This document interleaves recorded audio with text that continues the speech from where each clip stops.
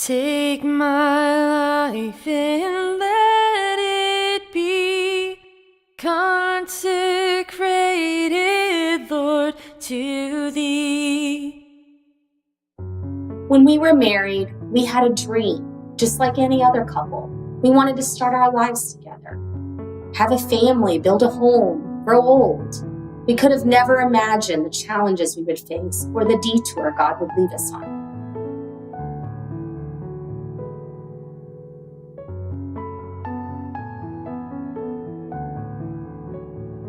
Matt and I met when we were in the 5th grade. We were friends through middle school, however, we didn't have any classes together in high school. We reconnected in senior year when I was 17 and he was 18. Our friendship progressed pretty quickly into a relationship, and we were engaged 7 months later. We decided to get married really young at 20 and 21. I'm not really sure what we were thinking. After we married, we spent some time just being a married couple. We enjoyed time with family and friends and built our first home in 2005. We decided then that the next logical step would be to have children. We tried to have children unsuccessfully for 2 years. It just wasn't working for us. And at this point, I felt like it was really important that we go to a doctor and find out why we weren't getting pregnant. We went to the doctor, and once we found out what was wrong and how we were supposed to fix it, we knew that we were just going to jump all in and do the fertility treatments and have a baby finally.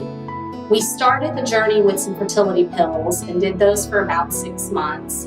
It wasn't working for us. So at this point, the doctor said the best thing to do was to start with fertility injections and use intrauterine insemination to get pregnant.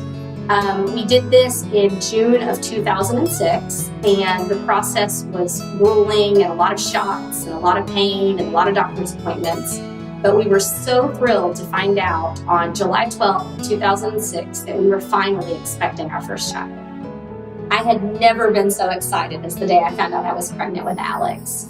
I was so excited to be a mom, and I looked so forward to my tummy growing and experiencing all the things pregnancy had to offer. I know that my pregnancy was a little hard. I went through kidney stones and some preterm labor, but we made it. We finally made it to the day where I was going to be a mommy. On March 13th of 2007, Matt and I went in and I had a C-section, and my baby boy Alex was born. I couldn't have imagined how great motherhood was. It was something I had always dreamed about, and it lived up to its expectations. After Alex was born, we knew that we wanted more children. I was an only child, and I had always wanted to have a large family. Our doctor had pretty much told us that we needed to start trying to have a baby right away.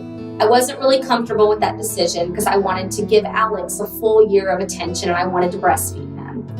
We did decide once he was 1 year old that we would go through the process to have another baby. We always kind of just assumed that when we tried again, it would work just like it did with Alex. We would get pregnant pretty quickly and we would have a second child. We never could have imagined the challenges that were coming in front of us. We started the process to try for a second child in February of 2008, right when Alex turned 1 year old. We started just like we had done the first time. We did the injections with intrauterine insemination. We did this multiple months and multiple times. It wasn't working out. In July of that year, our doctor talked to us and told us that basically our best option at this point was doing in vitro fertilization. This was something that I wasn't really very comfortable with. I was nervous, I was scared, and I was afraid that we would have leftover embryos. And I knew I could never, ever, ever even think about destroying my babies. We made the choice out of frustration that we were going to go ahead and go through with the in vitro. We started our first in vitro in July of 2008. The process was so grueling, I could have never prepared myself for all the shots, ultrasounds, and appointments. I had so much hope in statistics. I put all my faith in the fact that I had a 70% success rate for this in vitro. So I think when September rolled around and I took the pregnancy test and it was negative, I could have never, ever, ever imagined that it really wouldn't work. I think at this point, though, I still had a little bit of hope because we had an embryo left. We were going to put that embryo in November. When the time came in November, we put the embryo in, I kind of in the back of my mind figured this may not work this time. And sure enough, it didn't work. So at this point, we were kind of at a crossroads. We wanted to maybe do one more cycle of in vitro. I I think I was more ready to move forward in adoption, but Matt wasn't.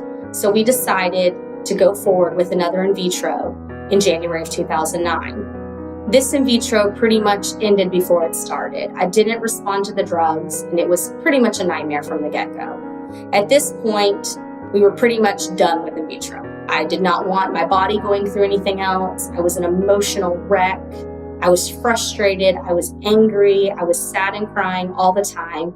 People around me were pretty much saying I was irrational and crazy. The pain I was going through after all the failed in vitro cycles was tremendous.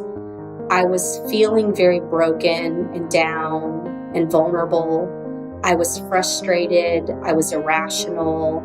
I was making decisions that I wouldn't make in my right mind.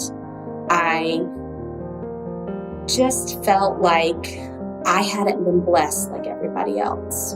Why was I not able to have another child? I was an only child, and for me, having a big family was so important. But in this moment, I was realizing that I may have an only child myself. This was heartbreaking for me, and I started just getting to the point where I was irrational, and I was jealous, and I was so angry. And I think that during this time, I was so broken and just vulnerable, and it was something I had never experienced in my life. I started to really believe at this time that maybe I would never have another child. The night I failed my second in vitro, I came home and I was full of despair and frustration. I sat down on the couch and I just kind of reflected back on the times we had been going through to have a second child. And I started to realize that, maybe there was a bigger plan than me. My type A personality and my control freak nature had made me just take over and focus on statistics and focus on what society saw that I needed to do. And I started realizing maybe God has a bigger plan for me. Maybe He wants all these treatments not to work. I didn't really understand what His plan was, but at that time, I kind of changed my prayer over from please give me a baby to just give me peace and guidance and direct me in the right path. I had started to open my heart to adoption. I don't feel like Matt was on the same page as me at that point, but I felt like at that point God was leading me on a different path. Maybe I wasn't meant to have another child naturally. And I think at this point I started having hope as to what our future would look like. He may never bless us with another pregnancy, but He was going to bless us with a child. And I think I just knew that in my heart at that time. So I let go and I let God, and then the rest is history. We had pretty much decided that fertility treatments weren't an option for us anymore. Matt really wasn't on board with adoption, so we decided just to take a break. We were ready just to take a few months and be a family of 3 and just enjoy our time together. During this time, I just, again, asked for God's peace and direction, and I remember waking up one Saturday morning and seeing adoption stories on TV, and I remember just looking at it and getting so much hope, like this could be our future. Around May of 2009, Matt started really coming around to the adoption idea. He agreed to go to a meeting with me. So we had a friend who worked in the adoption industry. And so we went to a meeting at the agency. This meeting was just an informal, just kind of basic guide to adoption. After this meeting, he still wasn't fully on board, but he did agree to go ahead and fill out our application and start the classes. We started that process in June of 2009, and the process was crazy. Lots of paperwork. We felt like we were under a microscope. But during this time, Matt went to the classes and really saw that, doing foster to adopt was something that would be really good for not only us, but good for a child as well. He really came around and he told me on the way home from one of the classes, this is the plan for us. I really think this is what we were meant to do.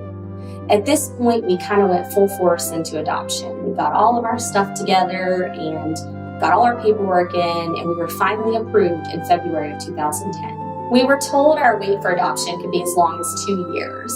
So we really weren't prepared when we got a call on June 8th of 2010 that we had been chosen for a 4-month-old little girl. I think at that time, we weren't prepared for a baby at all. Her room was a storage unit. Matt had just quit his full-time, great-paying job for something part-time and decided to go back to school.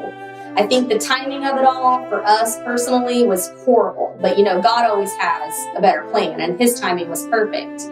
Our sweet girl came home on June 25th, and I can honestly say that all my dreams came true the day she came home. I got to see my baby boy holding my baby girl, and I got to see what our family was like as a family of 4.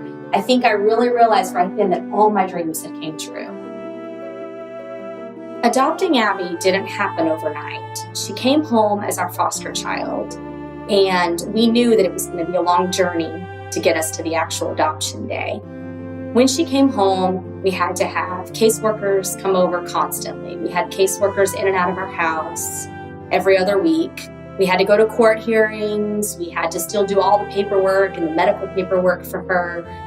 It really was a challenge having a foster child. We also had the challenges of knowing that at any time she could be taken from us. We didn't know if her biological family would step in and decide they wanted to parent her. This was something for me that was really, really hard.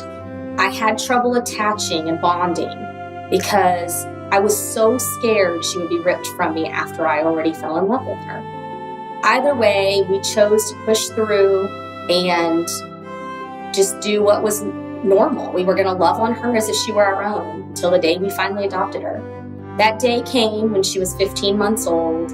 On May 26, 2011, we adopted our baby girl and we became a complete family.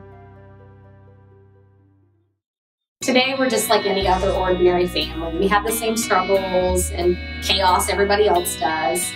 I will say that our kids, they're growing into wonderful people. I love them so much. Our Alex is in soccer and baseball, and Abby loves dance and gymnastics.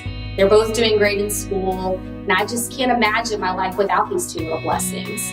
I will say that Matt and I, through this journey, have grown closer to God. We've just chosen to raise our children in church and to give them the same perspective we have of how powerful and amazing He is. During our journey, I asked why me hundreds of times. I didn't understand why we had to go through all this to have a family. But now looking back, hindsight's always 20/20. All the waiting and all the frustration, God was waiting for Abby to be born. She was meant to be our daughter. His timing is perfect.